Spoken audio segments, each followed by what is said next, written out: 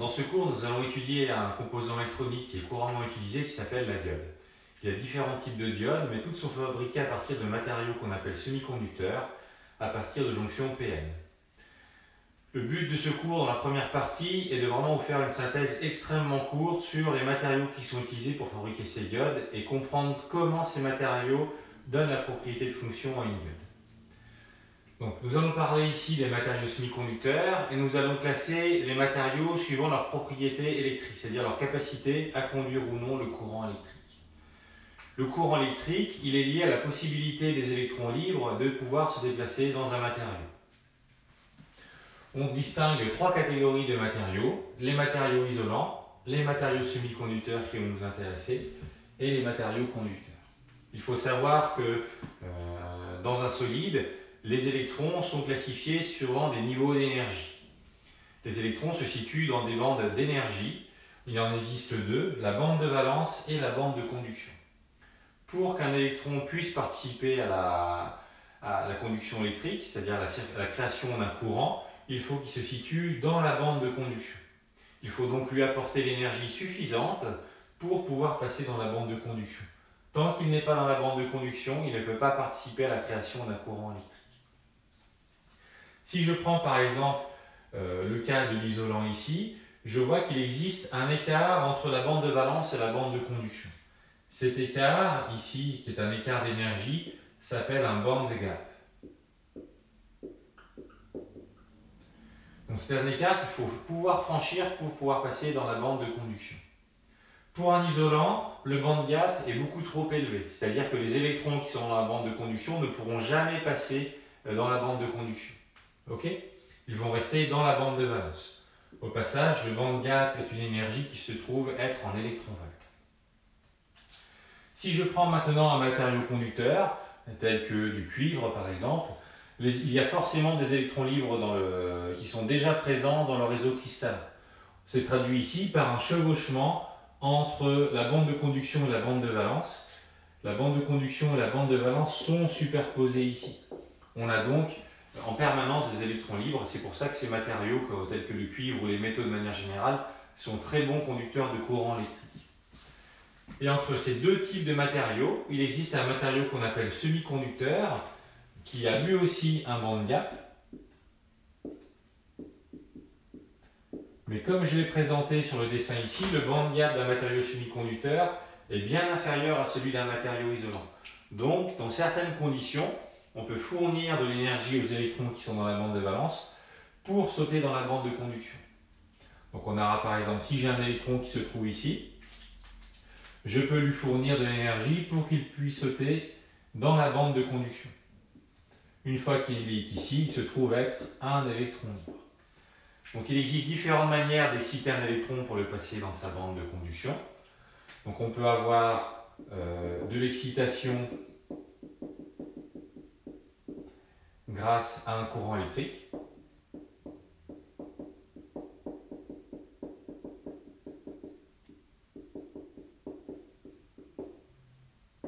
Grâce à de la chaleur. Il suffit d'augmenter la température au niveau du matériau semi-conducteur. Ça créera de la chaleur qui sera transmise aux électrons et certains électrons pourront passer dans la bande de conduction et rendre le matériau conducteur d'électricité. Et enfin, on a tout ce qui est les rayonnements. Donc, les rayonnements électromagnétiques transportent avec eux de l'énergie. Sous certaines conditions, cette énergie peut être captée par les électrons pour les aider à passer dans la bande de conduction. Donc, ces trois critères-là, courant électrique, chaleur ou rayonnement, où l'un des trois pourrait suffire pour permettre à un matériau semi-conducteur de devenir conducteur. Donc l'intérêt de ces matériaux semi-conducteurs, justement, c'est de pouvoir laisser passer le courant, mais sous certaines conditions.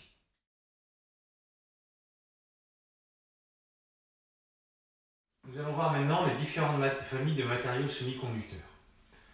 Il existe deux grandes familles de matériaux semi-conducteurs. La première partie concerne les semi-conducteurs intrinsèques. Donc les semi-conducteurs intrinsèques, ce sont des matériaux semi-conducteurs qui en théorie ne possèdent quasiment aucune impureté. Donc il n'y a pas d'impureté dans les semi-conducteurs intrinsèques. Un exemple classique et le silicium. Donc le silicium a été l'un des premiers matériaux utilisés en microélectronique. Il constitue, des atomes de silicium sont organisés selon un réseau cristallin. Et les atomes de silicium forment entre eux 4 liaisons, comme j'ai représenté sur ce schéma ici.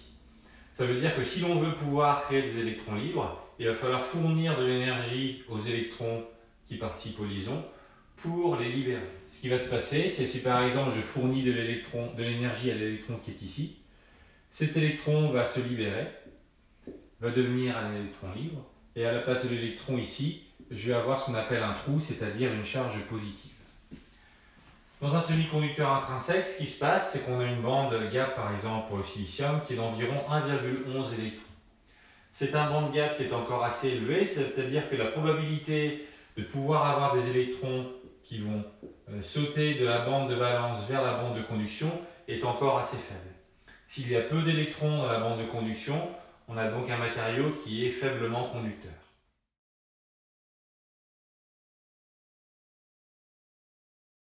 Pour améliorer la conductivité des matériaux semi-conducteurs, on peut faire ce qu'on appelle du dopage. Lorsque l'on fait du dopage, en fait, on insère des impuretés à l'intérieur du réseau cristallin. Il existe deux types de matériaux qu'on appelle extrinsèques, c'est-à-dire les matériaux qui ont subi un dopage. Il existe les matériaux extrinsèques de type N et les matériaux extrinsèques de type P. Donc, nous allons présenter ici de manière très succincte ces deux types de matériaux qui correspondent en fait au type de dopant que l'on va insérer dans le réseau cristallin. Donc, ce que j'ai fait ici, c'est que j'ai repris mon réseau cristallin de tout à l'heure et en fait j'ai inséré dedans une impureté ici de l'arsenic. L'arsenic a une particularité par rapport au silicium, c'est que l'arsenic n'a besoin que de 3 électrons pour former des liaisons avec d'autres atomes voisins. Ça veut dire que si l'on insère de l'arsenic dans un réseau cristallin de silicium, le silicium lui ayant besoin de 4 liaisons, l'arsenic va donc lui libérer un électron pour pouvoir former les 4 liaisons avec les atomes de silicium qui sont autour de lui. Donc l'arsenic en fait ici, pour pouvoir former les 4 liaisons, va donc libérer un électron qui était excédentaire. Ça veut dire qu'en fait, dans le réseau cristallin qui est formé ici, j'ai donc un électron libre qui a été créé. Ceci va se traduire d'un point de vue énergétique par la création d'un niveau que l'on appelle le niveau donneur. Donc ce que j'ai appelé ND ici, c'est pour le niveau donneur d'électrons. Ça veut dire que chaque impureté, par exemple ici l'arsenic qui va être inséré dans le réseau cristallin, va fournir un électron libre supplémentaire. D'un point de vue énergétique, c'est comme si l'on avait au niveau donneur un ensemble d'électrons qui se trouvaient plus proche de la bande de conduction. On a donc ici un saut bien plus petit à franchir pour les électrons.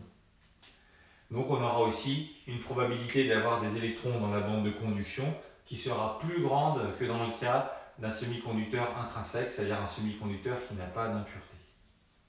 C'est-à-dire qu'à température ambiante ici, les électrons qui sont ici vont passer dans la bande de conduction avec une probabilité, comme j'ai dit, qui sera plus forte que dans le cas d'un matériau semi-conducteur intrinsèque. Si j'ai des électrons qui sont présents dans la bande de conduction, je vais avoir à la place ici la présence de charges positives que l'on appellera trous. J'ai donc, grâce à un dopage ici qu'on appelle de type N, puisque les espèces qui vont fournir des électrons ici, puisque l'impureté ici peut fournir des électrons. D'accord? Donc un semi-conducteur de type N a des porteurs de charge qui sont des électrons. On aura donc une conductivité du matériau semi-conducteur qui sera augmentée. Le deuxième type de matériau semi-conducteur extrinsèque que nous rencontrons est le semi-conducteur de type P. On a vu dans le cas précédent que l'on utilisait des impuretés qui étaient donneuses d'électrons. Là, nous allons utiliser des impuretés qui sont accepteuses d'électrons. Un exemple, ici le bore. Le bore, lui, ne peut former que 3 liaisons. Donc ça veut dire que si on veut pouvoir former, ces 4 liaisons avec les atomes de silicium ici, il va donc devoir prendre un électron sur un autre atome de silicium ici pour pouvoir former ces 4 liaisons avec les atomes de bore. Le coût énergétique est assez faible, il est donc possible, et il y a donc une forte probabilité que des électrons d'autres atomes de silicium viennent se mettre sur l'atome de bord ici. Je vais donc avoir par exemple ici l'électron qui est là, qui va venir se mettre ici pour former la liaison avec l'atome de bord, pour que l'atome de bord ici ait ces 4 liaisons formées dans le réseau cristallin. Si j'ai un électron qui se déplace ici, je vais donc avoir ici création d'une charge plus. Je vais ioniser mon atome de silicium. D'un point de vue énergétique, cela se traduit par l'apparition de ce qu'on appelle un niveau accepteur. Ce que j'ai appelé Na ici, c'est le niveau accepteur.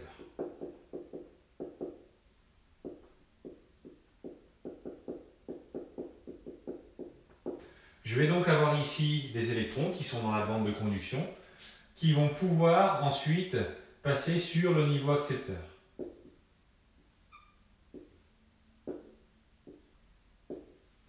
Je vais donc avoir ici création de trous dans la bande de valence. À la grande différence des matériaux semi-conducteurs extrinsèques de type N, pour les matériaux semi-conducteurs extrinsèques de type P, le porteur de charge libre n'est donc pas un électron, mais un trou. D'accord? Donc quand on parle de porteur de charge ici, il faut bien faire attention, les électrons sont des particules, les trous sont des déficits en électrons. Donc ça veut dire que un trou n'est pas une particule. Ici, j'ai cet électron qui va sauter ici, je vais avoir formation d'un trou ici, mais il suffit que j'ai une particule de bord qui se situe ici. Je peux très bien avoir un électron de l'atome de silicium qui va se mettre ici pour compenser. Je vais donc avoir création d'un trou ici, etc. Donc les trous sont mobiles au sein du réseau cristallin. C'est une autre manière de déplacer les charges. Donc on va voir maintenant comment l'association de ces deux types de matériaux extrinsèques, les semi-conducteurs extrinsèques de type N et les semi-conducteurs extrinsèques de type P, vont nous permettre de créer une jonction PN et donc d'aboutir au composant qui est la diode.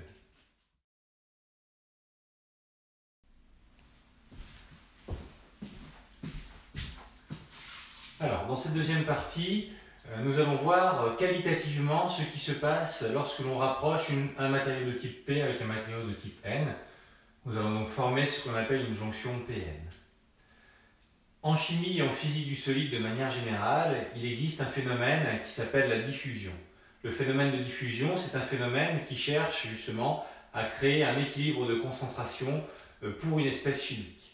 Ce phénomène de diffusion existe aussi en chimie du solide et c'est celui-ci qui est en partie responsable de ce que l'on va voir ici pour une jonction PN. J'ai donc présenté ici deux types de matériaux, un type P et un type N, qui sur le premier dessin ici ne sont pas associés. D'accord ? Donc pour l'instant, il n'y a aucun phénomène qui se passe. Si je me débrouille pour associer le matériau de type P avec le matériau de type N, ce qui va se passer, c'est qu'au niveau de l'interface ici, entre le matériau de type N et le matériau de type P, je vais avoir des électrons d'un côté et je vais avoir des trous de l'autre, donc c'est-à-dire un déficit en charge négative de l'autre côté. Ce qui va se passer du coup, c'est que les électrons du matériau de type N vont chercher à aller combler ce déficit. Je vais donc avoir ici un phénomène de diffusion qui va se produire dans un premier temps. Donc je vais avoir un phénomène de diffusion qui va être dans ce sens-là. J'ai donc des électrons de la jonction de type N qui vont venir se coupler avec les trous de type P. D'accord ? Donc ce qui va se passer ici, je vais donc avoir apparition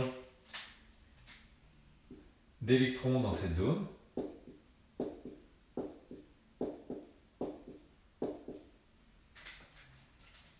Et formation de trous dans l'autre zone.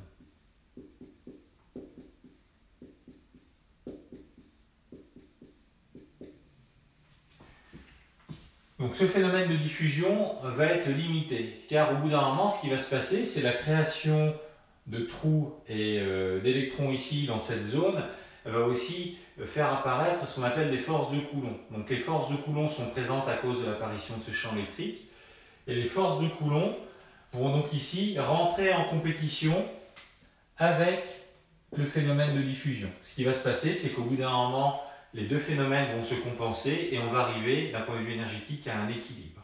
D'accord ? Une fois que cet équilibre est atteint, on a créé ce qu'on appelle ici une zone de déplétion.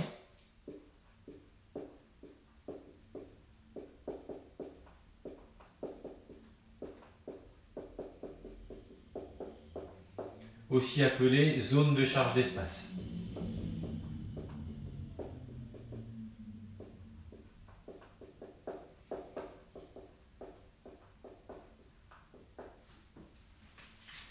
Et cette zone de charge d'espace, en fait, va être responsable du comportement que l'on va avoir pour les diodes.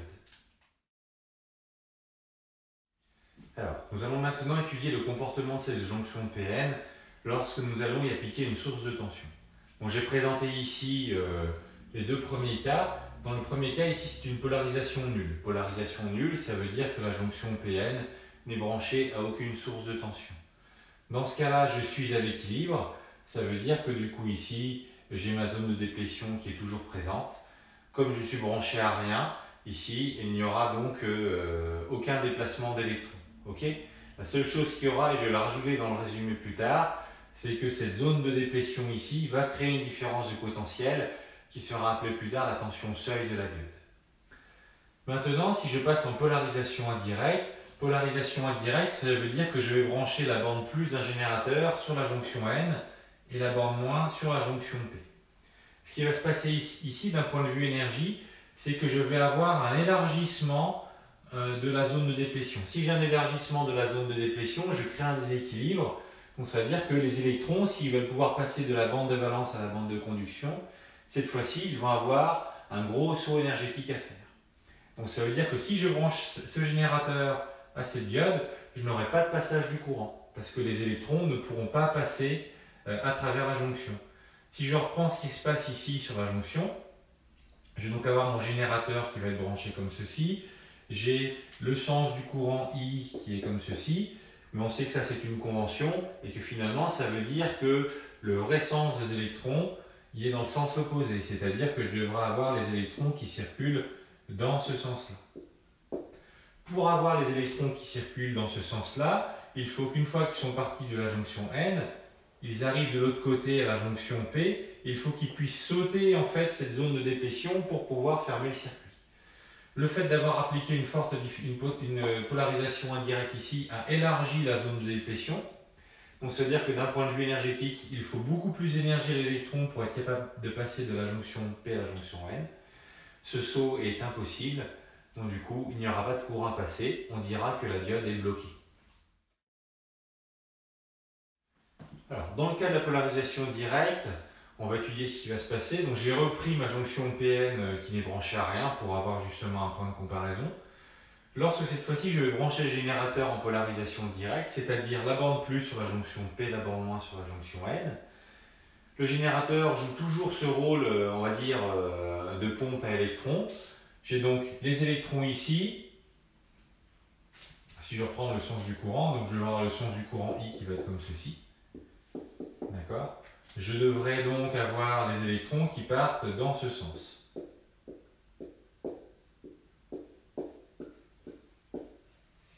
D'accord ? Ce qui va se passer grâce à la polarisation directe ici, c'est que je vois que justement ici, la zone de déplétion va se rétrécir. Comme la zone de déplétion va se rétrécir, les électrons qui vont arriver ici vont apporter donc un excédent de charge dans la zone N, un excédent de charge négative.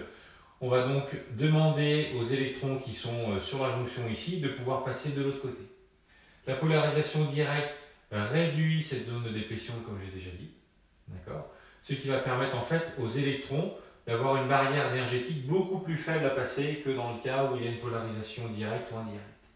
On a donc cette fois-ci pour les électrons la possibilité de passer dans la jonction P et de fermer le circuit. On dira que l'on a une diode qui est passante. Alors maintenant que nous avons étudié les jonctions PN, je le rappelle de manière extrêmement qualitative, je ne suis pas du tout rentré dans les détails de ce qui se passe d'un point de vue physique dans la jonction PN, c'était juste pour expliquer ce qui se passait au niveau de la jonction et puis comprendre pourquoi une diode pouvait être passante ou bloquée. D'accord ? Donc ça c'est important de bien comprendre.